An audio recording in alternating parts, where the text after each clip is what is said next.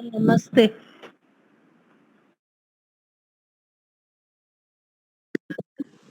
मैं बोलूं कमलांश। हाँ जी। ओम।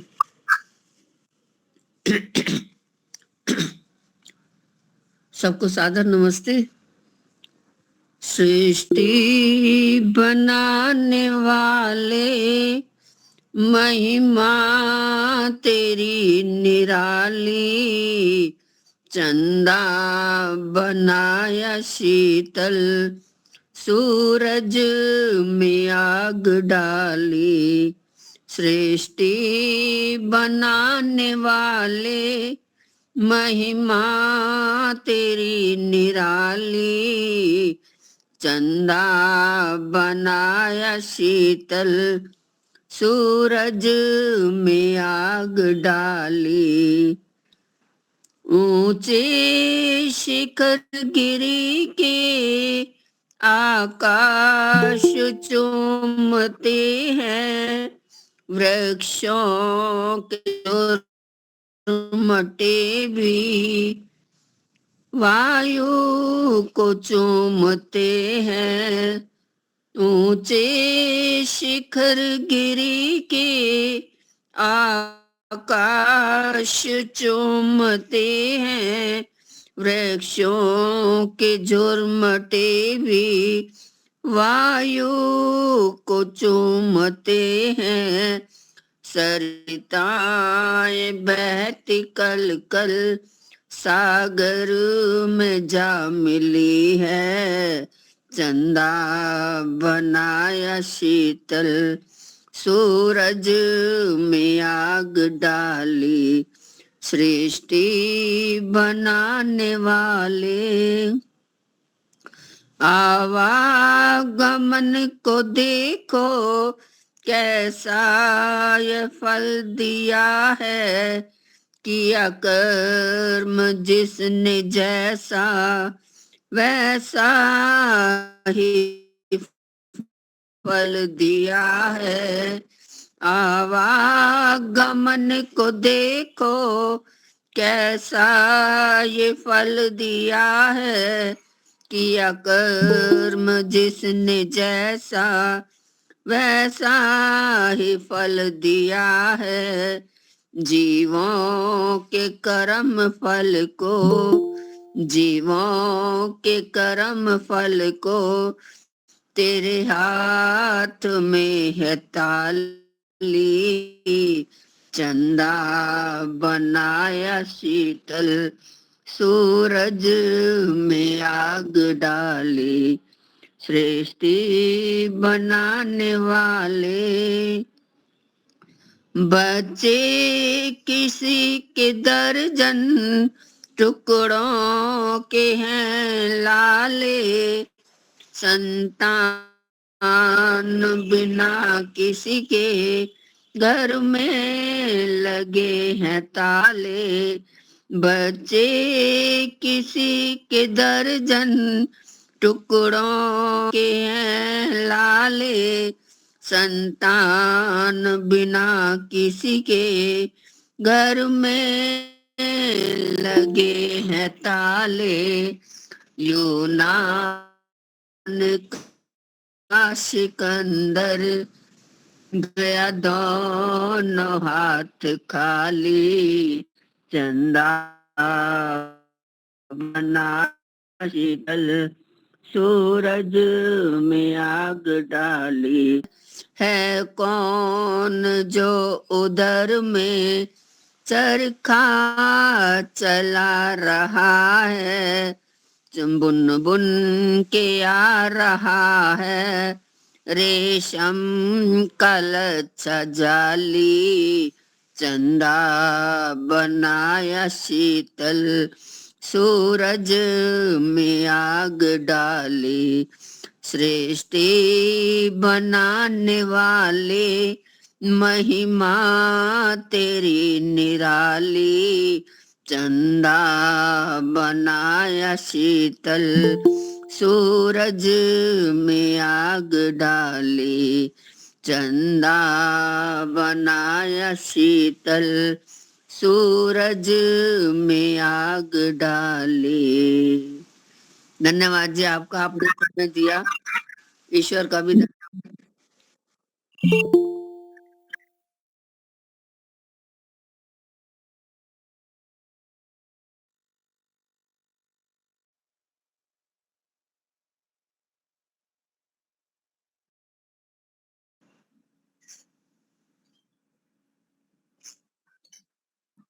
ओम नमस्ते जी। नमस्ते। नमस्ते आचार्य जी। जी नमस्ते। नमस्ते आचार्य जी। नमस्ते। ओम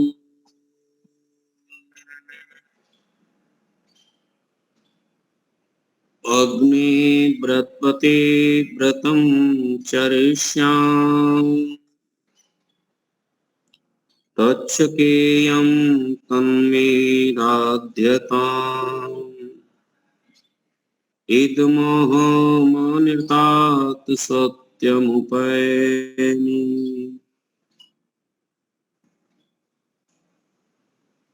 अत्सोमसद्गमय तमसोमाज्योतिर्गमय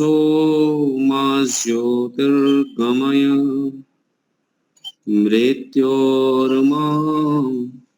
अमृतं गमय। ओम शांति शांति शांति। उपस्थित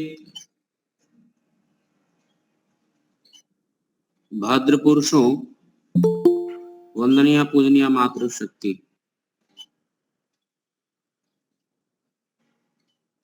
आज हम सब लोग स्वाध्याय की श्रृंखला में सामान्य जी प्रकरण के मंत्रों का विचार कर रहे हैं। उस क्रम में पंचघृत आहुति हम सब लोग पिछला चिंतन कर लिए हैं। कुछ विशेष शब्द रह गए थे प्रवाह से। तो यज्ञ विधि में पंचघृत आहुति अयंता इदमा मंत्र से हम लोग देते हैं। यह मंत्र दैनिक यज्ञ में 2 बार आया है। 2 स्थलों में इसका विनियोग हुआ है।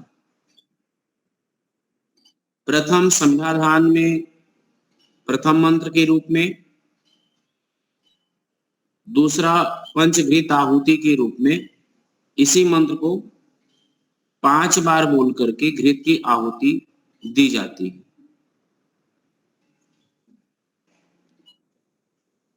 पिछली कक्षा के कुछ अंश विचारों के हम लोग स्मरण करें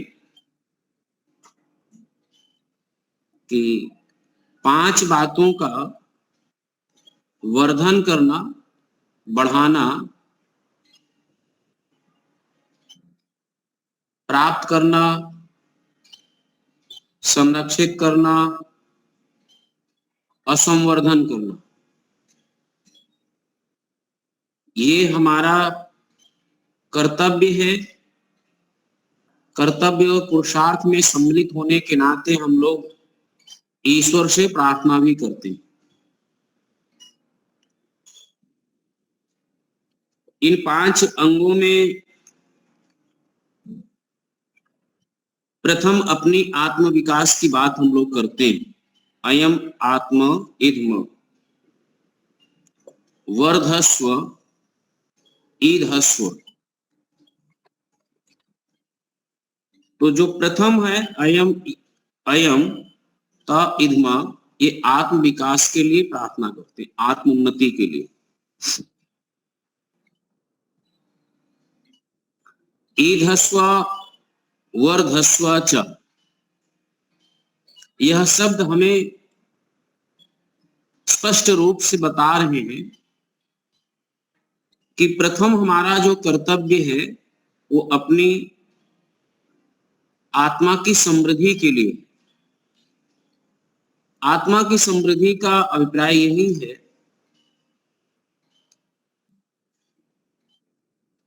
जिस प्रयोजन के लिए हम सबको मानव शरीर मिला है, उस प्रयोजन में अपने आप को हम लगाएं।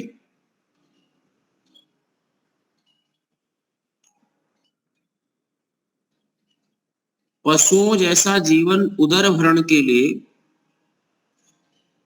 आहार निद्रा मैथुन के लिए मात्र नहीं है। पशुओं के सादृश्य जीवन नहीं है। दूसरी प्रार्थना जो रहा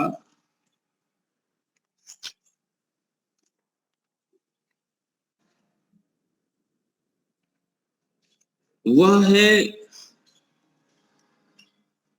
शारीरिक विकास,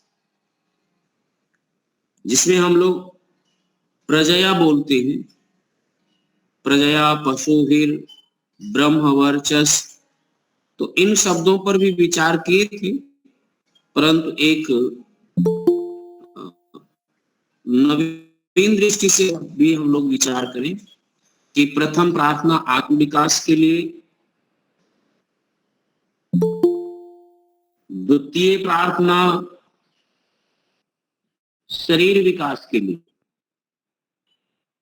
अपने शरीर में शक्ति बल संवर्धन बढ़ता है, लेकिन जो वंश आदि की वृद्धि होती है, प्रजाति की वृद्धि होती है, वह भी शरीर का ही विकास है, शरीर विकास ही है उसमें। दूसरा है सामाजिक विकास, जिसमें पशुवीर, तो पशुवीर जो है वह सामाजिक विकास के एक मूल इकाई, मूल साधन है।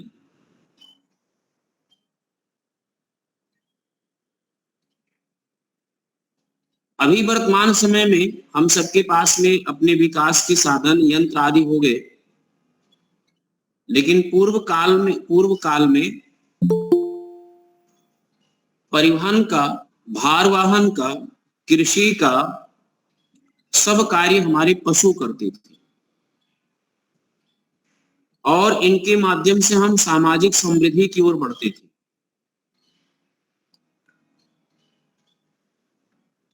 तो यह है सामाजिक समृद्धि और विकास के लिए।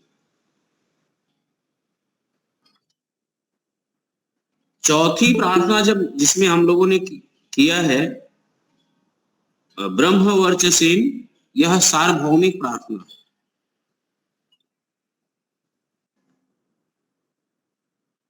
सामाजिक साथ साथ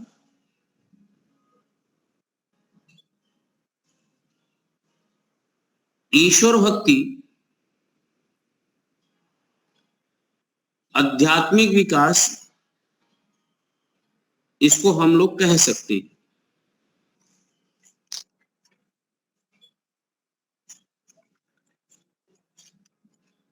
पांचवी प्रार्थना जो सबसे अच्छा है, सबसे अधिक हमारे आवश्यक है, अन्नादेन। अन्नम वही प्राणी नाम प्राण, प्राणियों का जो प्राण है वो अन्न है, इसलिए शुक्ति है अन्नम वही प्राणी नाम प्राण।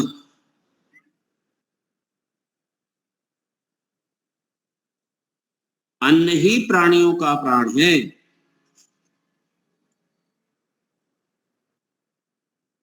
अब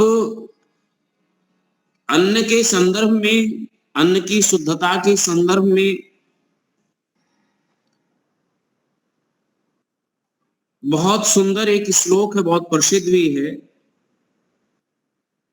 कि आहार शुद्धो सत्व शुद्धि, सत्व शुद्धो ध्रुवा स्मृति,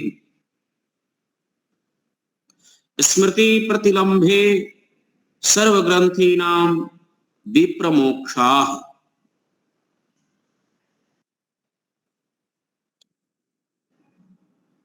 आहार शुद्ध होने पर, सात्विक आहार हो जाने पर, उचित आहार हो जाने पर ऋतु के अनुकूल आहार होने पर, स्वास्थ्य के अनुकूल आहार होने पर और जो प्रकृति हमारी है उसके अनुकूल आहार हो जाने पर हमारा अंतःकरण शुद्ध होता है, अथवा शुद्ध होने में एक सहायक इकाई भी है।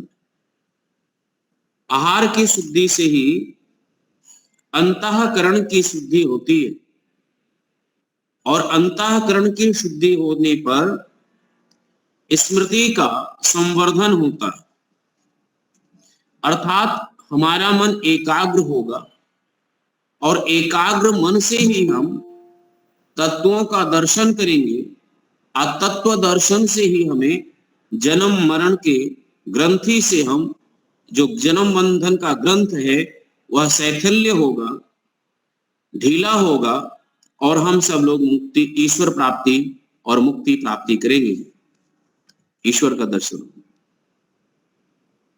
इसलिए वैदिक विचारधारा में आहार पर बहुत विचार किया गया है, चिंतन किया गया है। आहार में जो अन्नमय कोश है, अन्नमय कोश की शुद्धि होने से ही प्राणमय कोश की शुद्धि होगी, और प्राणमय कोश की शुद्धि होने पर ही मनोमय कोश की शुद्धि होती है, और मनोमय कोश की शुद्धि होने पर ही विज्ञानमय कोश की शुद्धि होगी, और विज्ञानमय कोश की शुद्धि होने पर ही आनंदमय कोश की प्राप्ति होती है। प्रथम सोपान हम सबके लिए, प्रथम सोपान ही हम लोगों के लिए तप है। प्रथम सोपान को ही पास करना ही थोड़ा कठिनता होता है। यदि प्रथम सोपान हम लोग प्रारंभ कर देते हैं, प्रवेश पा लेते हैं, तो सतत धीरे धीरे हमारी यात्रा सुगम और सरल हो जाती है, और आध्यात्मिक यात्रा।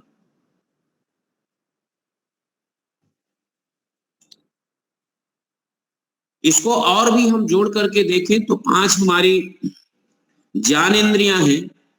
इसी मंत्र को जोड़ करके और देखेंगे तो 5 हमारी ज्ञानेंद्रियां, 5 ही हमारी कर्मेंद्रियां, 5 ही यम है, 5 ही हमारे नियम हैं, और 5 ही हमारे कोश हैं। और ये सब प्रथम सोपान ही है। ये प्रथम सोपान है जिसको बिना पास किए हुए, बिना इसको पार किए हुए, बिना इसकी परीक्षा फल में पास किए, उत्तीर्ण हुए बिना हम आगे नहीं बढ़ सकते। ये प्रथम सोपान।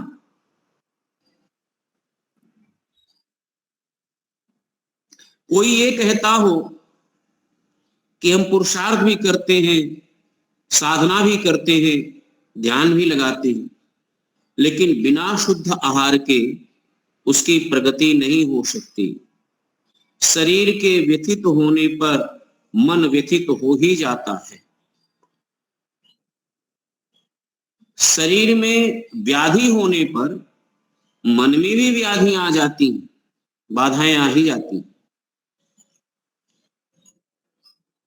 तो यद्यप हम ये चाहते हैं कि अविद्या आदि जो क्लेश है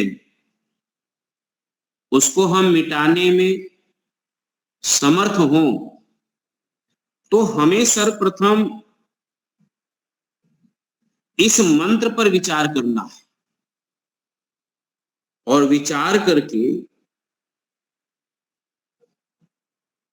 जो प्रथम सोपान बताया गया कि क्रम व्यवस्थित बताया गया, उसका अनुष्ठान करना ही होगा। बिना अनुष्ठान के लिए हम प्रगति नहीं कर सकते।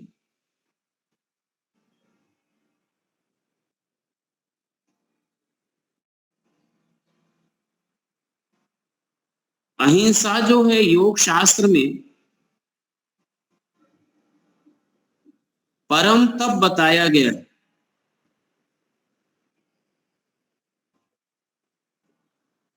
क्योंकि अहिंसा के सिद्ध होने पर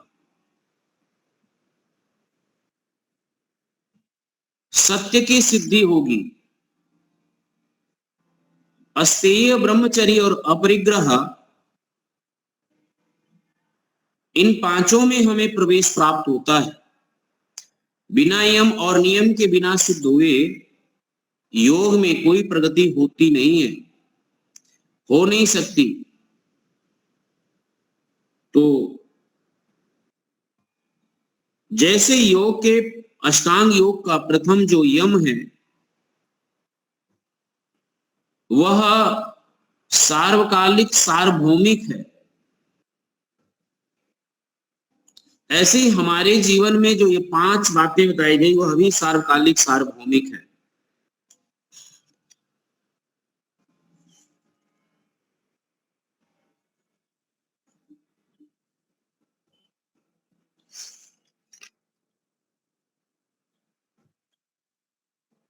अब हमें ये विचार करना होगा कि इन 5 बातें बहुत महत्वपूर्ण है।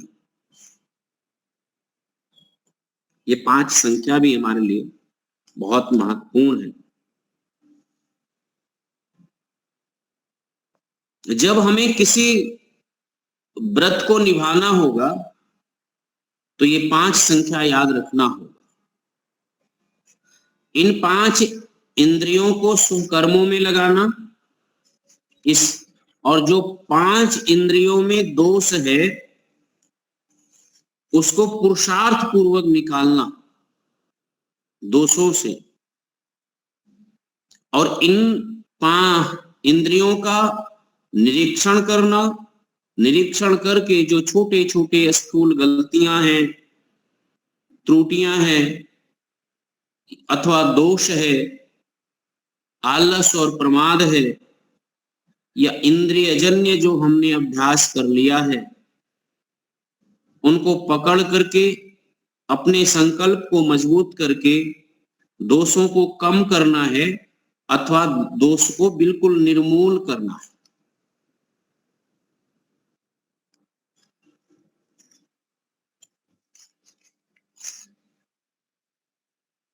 जब हम यम का पालन करते हैं तब हमारा आत्म विकास होता है, यम के पालन करने से।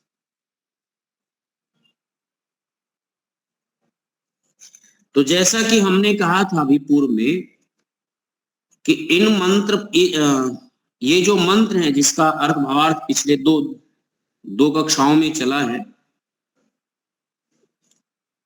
तो आत्म विकास के बाद, व्यक्तिगत विकास के बाद पारिवारिक उन्नति, सामाजिक उन्नति, राष्ट्रीय उन्नति और वैश्विक उन्नति। जो व्यक्ति अपने जीवन में अपनी आत्मिक उन्नति किया है वही व्यक्ति इन उन्नतियों को क्रमबद्ध तरीके से कर सकता है। यदि स्वामी दयानंद जी अपना आत्मिक उन्नति, आत्मिक विकास ना किए होते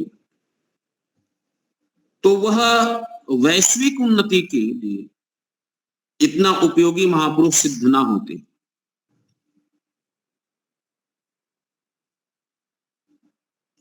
आत्मिक, शारीरिक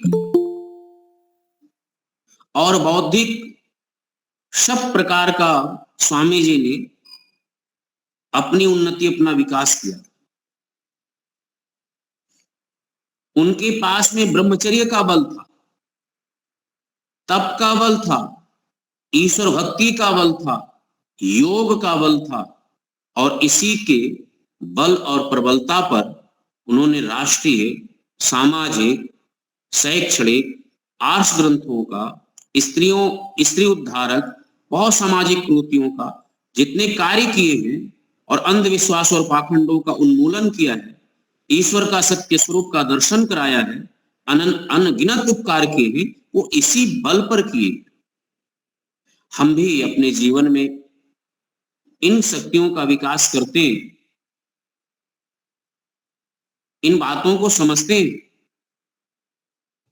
हमें ऋषि ने बहुत स्थलों पर इसका संकेत किया है, विनियोग दिया है, मंत्रों का विनियोग किया है, फिर उन मंत्रों पर चिंतन अध्ययन करने के लिए कहा है।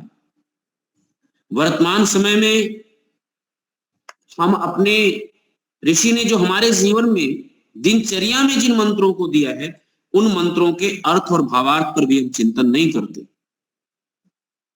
उसके पीछे दिए गए संदेश पर हम चिंतन नहीं करते।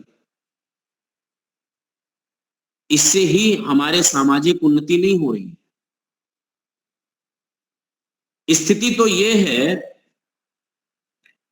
कि लोग मंत्र को रट रखे हैं, समाजों में, वैदिक स्थलों में उसका पाठ कर लेंगे, इन के इन प्रकार हवन कर लेंगे और अपनी नैतिक जिम्मेदारी से मुक्ति पा लेंगे। पर इतने मात्र से सामाजिक उन्नति नहीं होती, इतने मात्र से राष्ट्र की उन्नति नहीं होगी, इतने मात्र से आर्ष ग्रंथ का उद्धार नहीं होगा, इतने मात्र से हम समाज के लिए उपयोगी नहीं। मतलब किसी भी दृष्टि से आप देखें कि इतने ही यद्यप कार्य को हम पा करके और अपना समझते हैं कि हम नैतिक जिम्मेदारी से छुट्टी पा गए, तो हमसे ज्यादा कहीं अनेक संस्थाएं ऐसी हैं जो कार्य कर रही हैं और सामाजिक कार्यों में वो कहीं आगे बढ़ रहे हैं।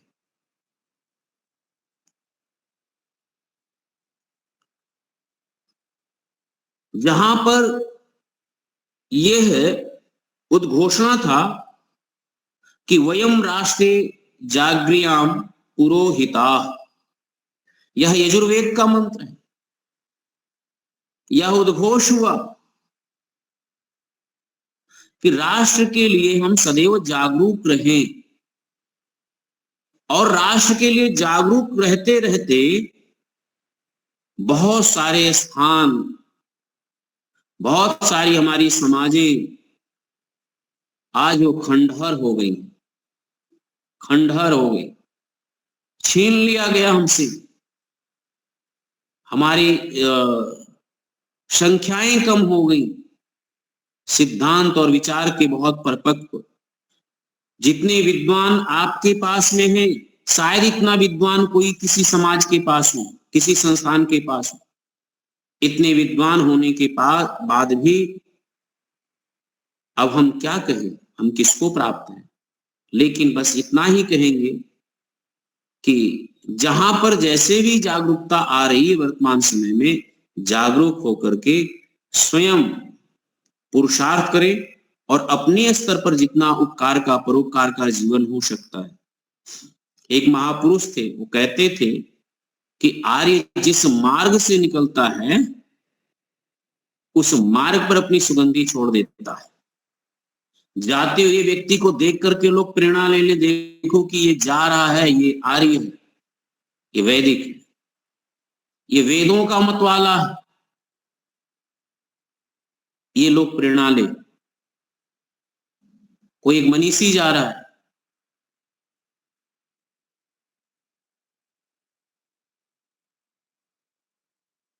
जिस लोलुपता में हम लगे हैं, हम अपने आर्य महापुरुषों के जीवन को देखें और नैतिकता के गुण को देखें।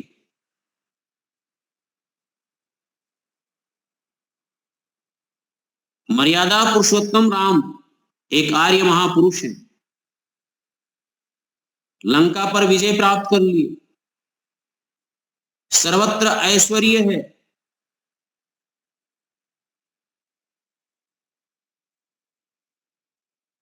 बहुत अच्छी कलाकारी, बहुत अच्छे रत्न जड़े भवन, अपार संपदा। उसको देख करके राम कहते हैं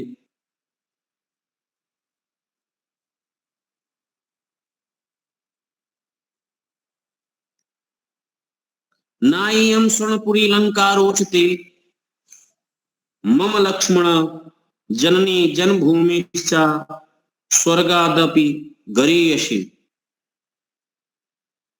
अभिप्राय ये है कि ये जो स्वर्णमयी लंका है, ये स्वर्णमयी लंका मुझे अच्छी नहीं लग रही है।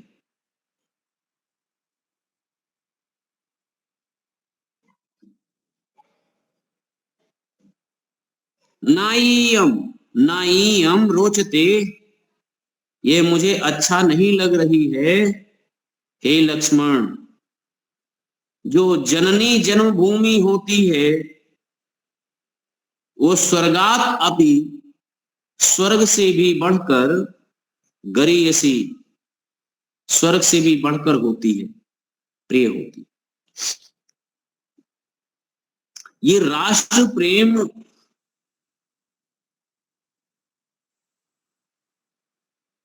ऐसे आर्य महापुरुषों में दिखता है।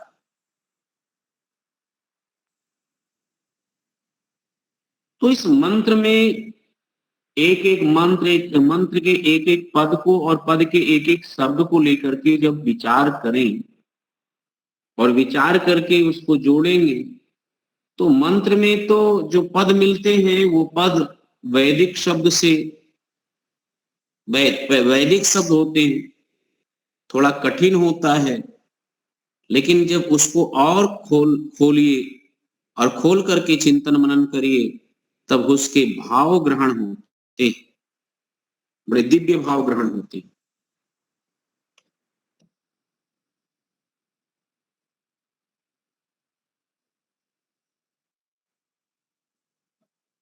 और ठीक भारत का ही एक और चिंतन है कि राष्ट्रीय उन्नति का अभिप्राय ये नहीं है केवल हमारे राष्ट्र, बल्कि पूरे विश्व की उन्नति हो, पूरे विश्व में मानवता का धर्म स्थापित हो।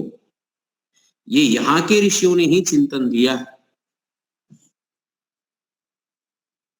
और उसके लिए बहुत प्रसिद्ध अयम निजः परोवेति गणना लघु चेतसाम उदार चरितानाम तु वसुधैव कुटुंबकम, यह पंचतंत्र का ही है, लेकिन वैश्विक उद्घोष के लिए ही ये विचार केवल भारत से निकल करके और पूरे संसार में गया है कि पूरा विश्व हमारा परिवार है, हमारा सदस्य है, हमारे परिवार के ही सब एक सदस्य है, मानो परिवार का। इसलिए हमारी सनातन संस्कृति को जो बड़ी गहनता से अध्ययन करता है वो प्रभावित हो जाता है। ये ऋषियों के दिए गए विचार। तो हमें सदैव अपने अच्छाइयों का और अपने दोषों का सबका निरीक्षण करना चाहिए।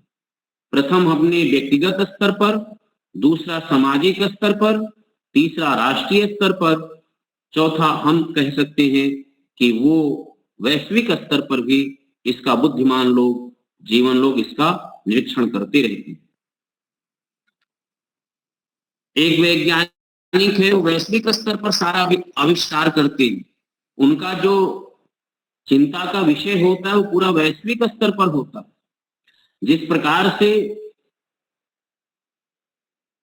जल को लेकर के पूरे वैश्विक स्तर पर वैज्ञानिक चिंतित हैं कि भविष्य में जल संकट आने वाला है, पर्यावरण के प्रदूषण को लेकर के वैश्विक स्तर पर वैज्ञानिक चिंतित हैं, जिस प्रकार से बढ़ती हुई संसार पूरे विश्व की आबादी है उसको लेकर के लोग चिंतित हैं। ये ऋषि, ये जितने वैज्ञानिक हैं, ये प्रकृति ले ऋषि लोग हैं, ये सबके कल्याण की भावना रखते हैं। कोरोना काल के संकट के क्षण में यही वैज्ञानिक, यही चिकित्सक पूरे विश्व, पूरे भूगोल को लेकर के मानवता की, जो मानवता का संकट था,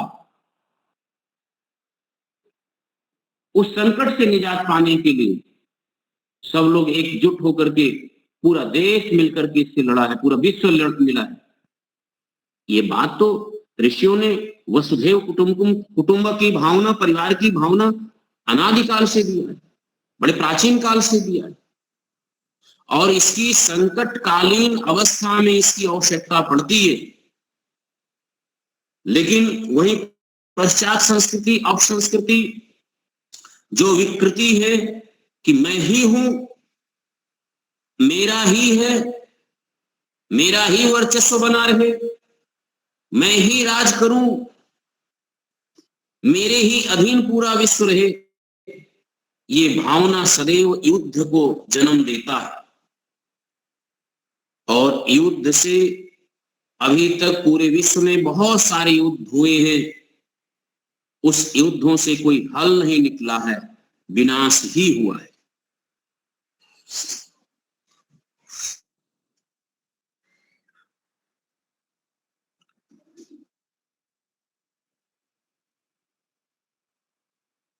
इसी प्रकार की एक भावना हमारे ही आर्य महापुरुष योगेश्वर श्री कृष्ण कहते हैं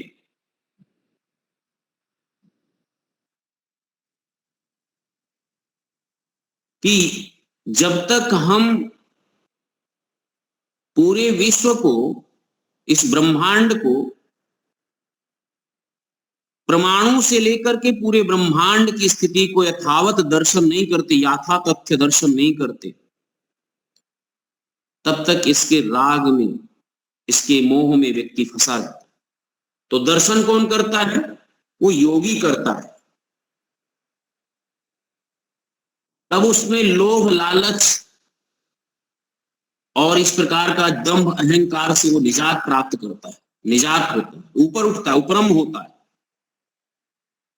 योगस्था कुरुकर्माणि संगः त्यक्त्वा धनंजय सिद्धा सिद्धयो समो भूत्वा समत्वम योग उच्यते।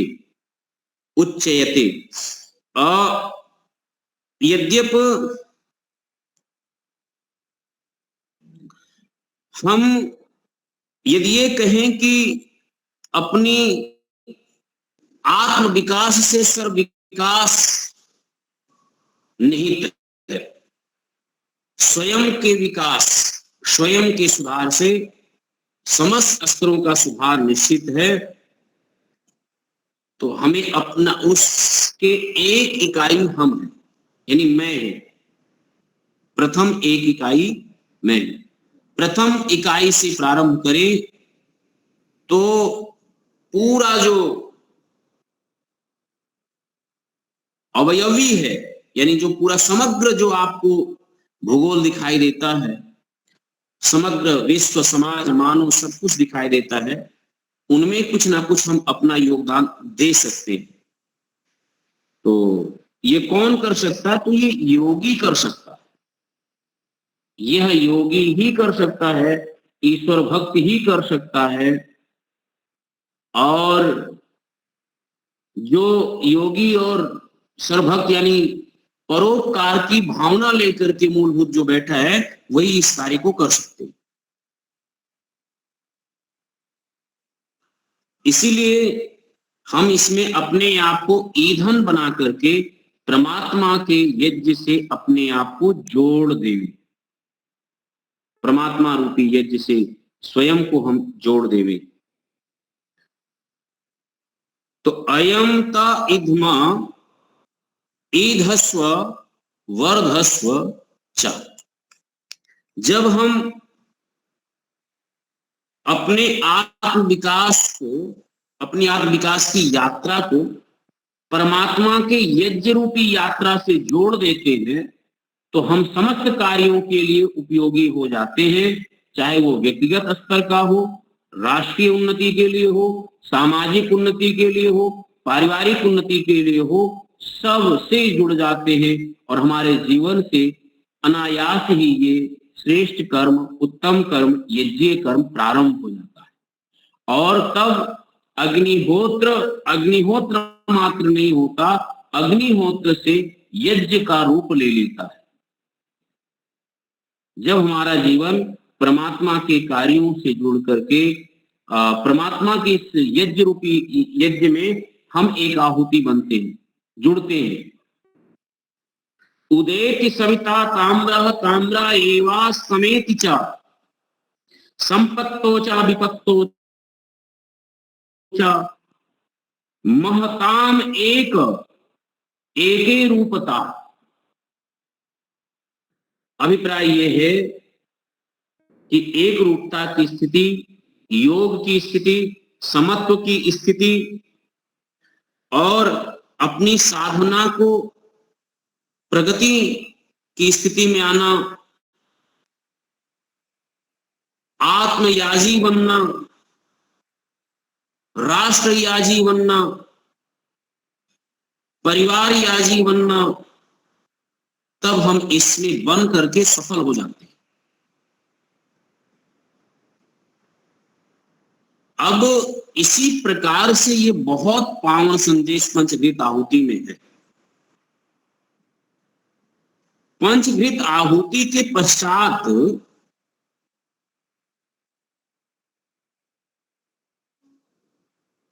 वो जल प्रसेचन की प्रक्रिया आती है। जल प्रसेचन की स्थिति में हम थोड़ा विचार करेंगे। यह भी एक प्रकरण है, इसकी एक रूपता कैसे हो। जल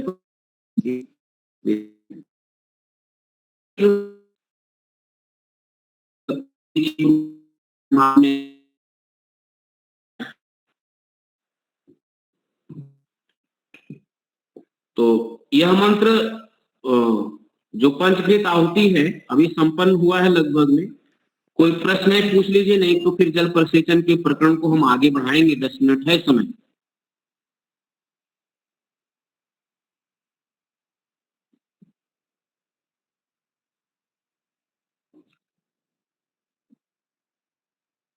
जी,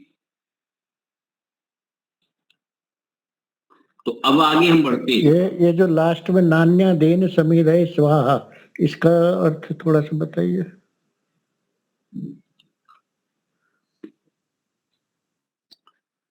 इसका अर्थ हम इसके कई दिन पहले ही एक एक पदों का अर्थ लिख लिए थे। फिर से लिख लीजिए, आप लिखना चाहते हो तो।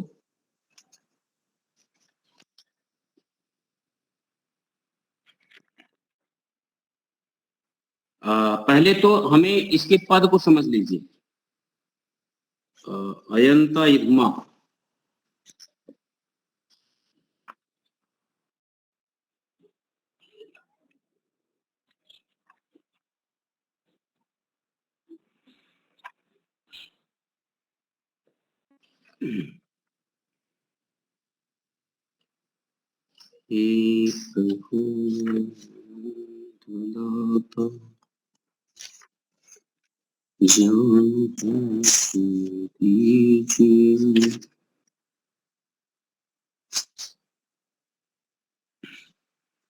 क्या पद बोले, एक बार बोलिए जरा।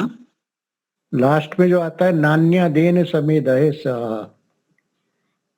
नान्या दिन नहीं आता, अन्नादीन है वो। हाँ ठीक है, वो संधि वगैरह में अन्य। हाँ, तो उसको ब्रह्म वर्चसेन एक पद है और दूसरा पद है अन्नादेन, अन्न आदि से समृद्ध करना या समृद्ध होना, या हमें हम बना दीजिए, ऐसा प्रभु से प्रार्थना करते हैं। ठीक है, अच्छा है। पशु भी ये भी तृतीया है, ब्रह्मवर्चसेन यह भी तृतीया पद है, अन्नादेन यह भी तृतीया पद है। उसके आगे हम लोग लिखते ना सम एधय। सम एधय का अर्थ है समृद्ध कर, समुन्नत करना, समुन्नति करना। तो ये बात है। वो पद नहीं समझ में आ रहा था आप क्या बोल रहे हैं, इसलिए। ठीक है, क्लियर है।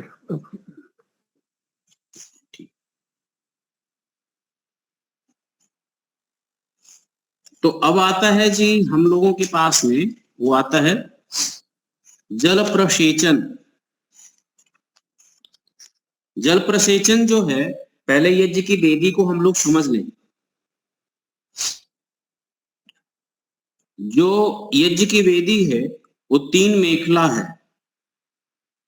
पिरामिड के आकार का होता है।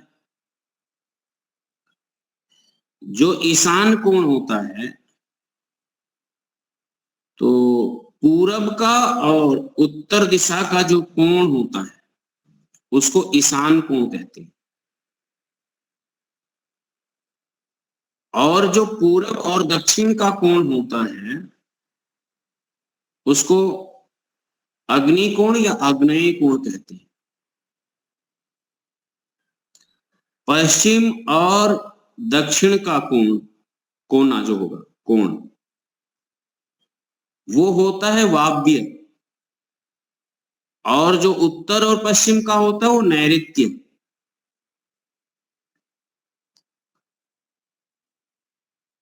अब जो यजमान बैठते हैं वो यज्ञ कुंड के पश्चिम भाग बैठते हैं, लेकिन उनका मुख होता है पूरब दिशा की ओर, जिसको ऋत्विज के क्रम में होता भी कहते हैं। होता, जो यज्ञ को संपादन करते हैं जिनका नाम है ब्रह्म, तो जो ब्रह्मा होते हैं वो यज्ञ वेदी के दक्षिण दिशा में बैठते हैं, लेकिन उनका मुख होता है उत्तराभिमुख। फिर इसी प्रकार से यज्ञ वेदी के पूर्व भाग में बैठेंगे, लेकिन उनका मुख होगा पश्चिम भाग में। उनको उद्गाता कहते हैं, ये ध्यान रहे, समझ ले। और जो यज्ञ वेदी के दक्षिण भाग में बैठते हैं, उत्तर भाग में बैठेंगे लेकिन मुख जो होगा वो दक्षिण भाग में होगा, दक्षिण होगा, दक्षिणाभिमुख बैठेंगे। लेकिन यज्ञ कुंड के उत्तर भाग में बैठते हैं, ये स्थिति हो गया। और जो दीपक का स्थान है, वो दीपक का स्थान है ईशान कोण। कौन सा कोण है जी? ईशान कोण। और अग्नि का संधान जो होगा वो अग्नि कोण से, संधान जो है वो ईशान कोण से ही होता है। कहां से होता है? ईशान कोण से।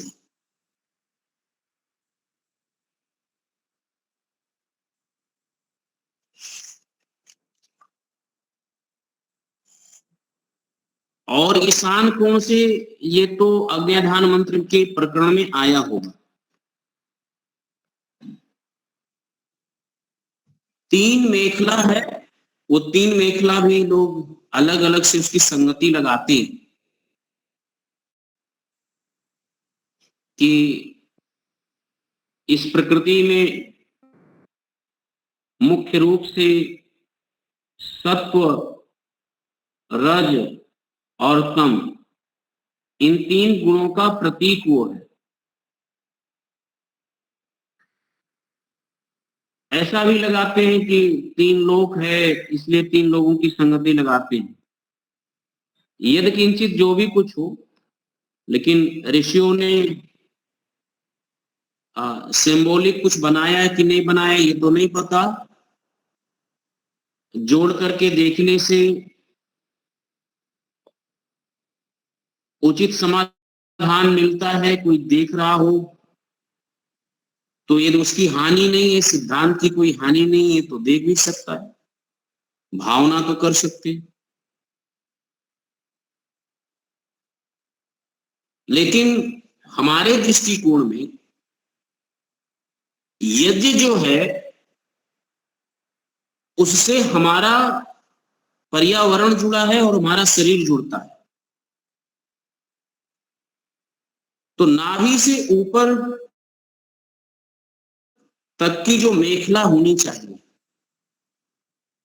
ताकि जो उसका ताप है वो हमारे पेट पर उसका ताप नहीं आना चाहिए, उसकी गर्मी नहीं पड़नी चाहिए, अग्नि की गर्मी।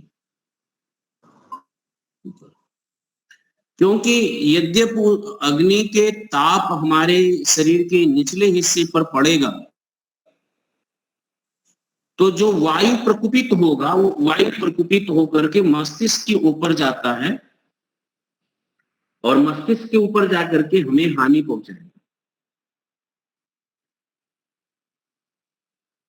इसीलिए लोग प्रायः देखते होंगे कि किसी विपरीत परिस्थिति में लोग ऐसा करते हैं, लेकिन ऐसा मेरे दृष्टि में वायु प्रकोपित हो जाता है और बहुत देर तक जो अग्नि के सामने बिना सिस्टमेटिक हुए लोग जो यज्ञ करते उनके सर में भारीपन हो जाता है और आंखों में भी विकार पित्त बढ़ जाता है। तो वायु और पित्त दोनों प्रकोपित हो जाते हैं और दोनों प्रकोपित हो जाने से अनेकों रोग हो सकते हैं, मानसिक विक्षिप्तता हो सकती है। तो इससे भी जो उसका यज्ञ कुंड का आप देखेंगे लेवल होना चाहिए, वो नीचे के भाग पर ताप नहीं पड़ना चाहिए। यह एक वैज्ञानिक दृष्टिकोण है मेरे दृष्टि में। पहली बात तो इतने ऊंचाई पर होना चाहिए।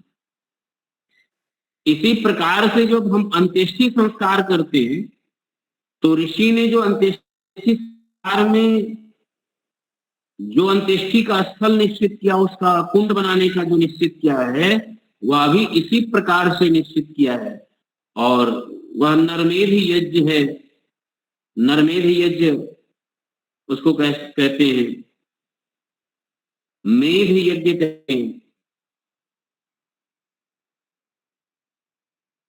यज्ञ कहते हैं। केवल अंत्येष्टि के नाम से या दाह कर्म अग्नि कर्म करते। तो आज तो उस यज्ञ की प्रक्रिया में तो कहीं भी शमशान घाट ऐसा नहीं बना है जैसा ऋषि बताए। अब इसको कराने के लिए लोगों को अपना स्वयं की व्यवस्था करनी चाहिए कि वो किस प्रकार का ये लगभग में जब तो 1800 डिग्री पैदा होना चाहिए।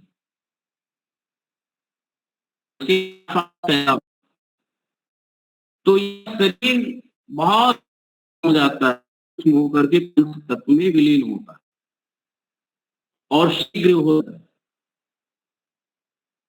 दूसरा जो हम लोग यज्ञ दैनिक अग्निहोत्र करते हैं, उस दैनिक अग्निहोत्र में पुष्कल घृत आज्य नाम दिया ऋषि ने। लिखते हैं जायफल जावित्री शक्ति के अनुसार डाल कर पकाए, पका करके छान ले, छान करके और उसकी प्राथमिक तो विशेष लाभ है ही है, विशेष लाभ होता है। विरान ऋषि का इसी प्रकार से मोहन भाग है और मोहन थाल ऐसे स्थाली पाक है, मोहन भोग है, ये ऋषि उसकी आहुति करने के लिए बोलते हैं। अब हम लोग अपने मन से लोग समाज में चला दिए रोग निवारण के लिए। तो एक तो यज्ञ की दो प्रकार से लोग दृष्टि से आजकल अग्निहोत्र को देखते हैं। पहली दृष्टि जो है वो कर्म कांड के रूप में, और दूसरी दृष्टि लोगों ने इसको आयुर्वेद से जोड़ करके देख रहे हैं, स्वास्थ्य। अच्छा, मनुष्य भी बड़ा क्या कहे, मनुष्य तो मनुष्य की विचित्र इनकी खोपड़ी होती है। जब तक लाभ नहीं गिन, विशेष करके के दिमाग में अपने लाभ की बात नहीं होता, तब तक ये उस कार्य से नहीं। लाभ दिखता है तो सब छोड़ छाड़ के चले जाते हैं। मतलब है यहाँ लालच दिखा दीजिए तो जुड़ जाते हैं। और इसीलिए इतने सारे पाखंड अंधविश्वास जो पैदा हुआ, ग्रुपम पैदा हुआ, इतना सारा आप देखेंगे जो शास्त्रों को छोड़ करके लोगों को इसी लोभ लालच के उसमें हुआ। बस आ जाओ, मन की इच्छा की पूर्ति हमारे यहाँ होती है लोगों के यहाँ, जहां जाने से वहां लोग अपनी करते। सत्य क्या है, प्राप्ति होगी कि नहीं होगी, वहां कोई चिंतन विचार नहीं। इसलिए डोरा धागा गांव का सबसे झाड़ लग जाता है, एक ही जगह भीड़ नहीं लगती है। जहाँ यथार्थ आपकी आवाज कट रही है।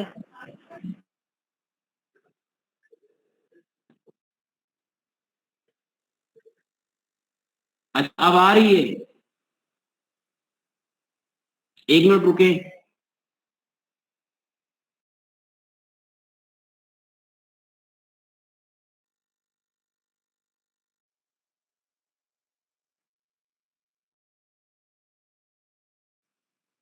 हेलो,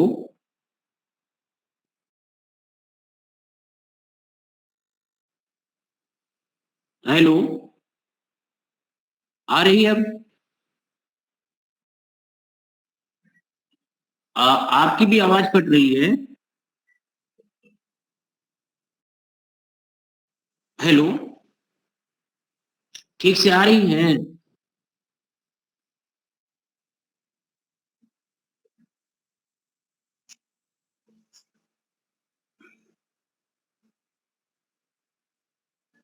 सबकी कट रही? अच्छा, और किसी को सुनाई दे रहा है कि नहीं सुनाई दे रहा जी? हेलो, नहीं, हाँ, ठीक। आपकी आवाज कट रही है। अब तो नहीं कटनी चाहिए, अब तो हाँ, ठीक है, अभी जारी रखो। अभी ठीक है। अभी ठीक हो गया ना जी? हाँ जी, जारी रखें। तो कहां तक पहुंचे थे हम सब लोग कि व्यक्ति जो है वो हम अपने व्यक्तिगत लाभ को देख करके पाखंड में फंसते हैं। जैसे कंपनियां वाले लुभाते हैं, मार्केटिंग और नेटवर्किंग करते हैं, वैसे ही मनोवांछित हम ये नहीं देखना चाहते कि अग्निहोत्र को हम अपनी दृष्टि से ना देख करके ऋषियों की दृष्टि से हमें देखना चाहिए, पहली बात। और ऋषियों की दृष्टि से हम देखेंगे तो हमारा विशेष लाभ होगा।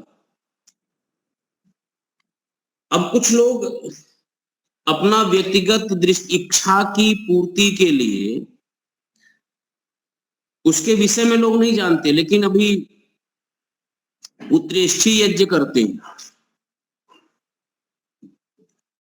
पुत्रेष्ठी यज्ञ के विषय में जानते हैं कि नहीं जानते कितने लोग, लेकिन चला दो पुत्रिक्ष की कामना, इसकी कामना, उसकी कामना की पूर्ति करना। अब तो बहुत सारा इसको आयुर्वेद से जोड़ करके, इससे जोड़ करके, उसके जोड़ करके, इसमें हमारी सफलता कितनी है या नहीं है। ऋषियों ने अग्निहोत्र जिस दृष्टि से रखा था उस दृष्टि से देखना। केवल हम इसको कर्मकांड की दृष्टि से देख रहे हैं, जबकि यज्ञ विधि लिखते हुए दैनिक अग्निहोत्र लिखा है। और यह दैनिक अग्निहोत्र ऐसे ही है जैसे दैनिक दिनचर्या सब चीजें हमारे जीवन में जुड़ा हुआ है। जैसे हम अपने दांत की सफाई करते हैं, शरीर की सफाई करते हैं, दैनिक दिनचर्या में हमारा स्नान जुड़ा हुआ है। और यह सबके अपने अपनी जगह पर एक एक लाभ है। और यद्यपि उसको हम नहीं करते, सहज है, ऐसे ही दैनिक अग्निहोत्र भी जुड़ा हुआ हमारे जीवन से। और यह जोड़ करके ही हमें विशेष करके प्रथम देखना चाहिए, प्रथम इसका संवर्धन करना चाहिए। नहीं तो अंधविश्वास और पाखंड भी इसके पीछे खूब बढ़ता है। एक वैदिक पुरोहित थे, उन्होंने एक अंतिम यात्रा हो रहा था, तो यही देव सविता प्रसुआ यज्ञ मंत्र से और जल लेकर के चारों तरफ उसको घुमा रहे थे, मतलब, और सब परिवार वाले चल रहे थे। उसमें बहुत सारे कई ऐसे थे जिनको मंत्र भी सबको कंठस्थ था, सब लोग घूम रहे थे। तो अब उस बीच में कुछ कहा तो नहीं जा सकता, लेकिन मैंने कहा कि धीरे धीरे पाखंड का रूप इसी प्रकार से लेता जाता है, बढ़ते जाते हैं। तो समय हो गया है, ज्यादा समय नहीं लेंगे। संकेत बार बार दीपालिका बहन जी कर रही है, तो इस कक्षा को आगे कल अगली बार से बढ़ाएंगे। ये याद रखिएगा कि हम लोग का जल परिसेचन से प्रारंभ करना है। इति उक्तम। धन्यवाद, धन्यवाद।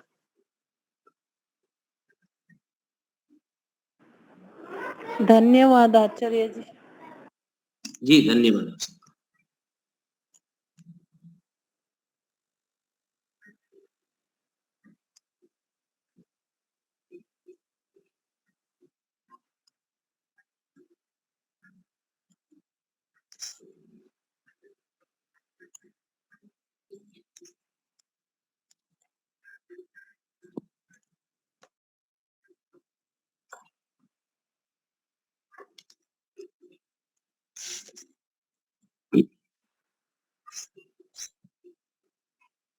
शांति शांति शांति सर्वेभ्यो नमः। सबको सादर नमस्ते जी। नमस्ते जी, नमस्ते सभी को नमस्ते। नमस्ते आचार्य जी, सादर नमस्ते जी, नमस्ते। नमस्ते आचार्य जी। जी, नमस्ते नमस्ते आप सब।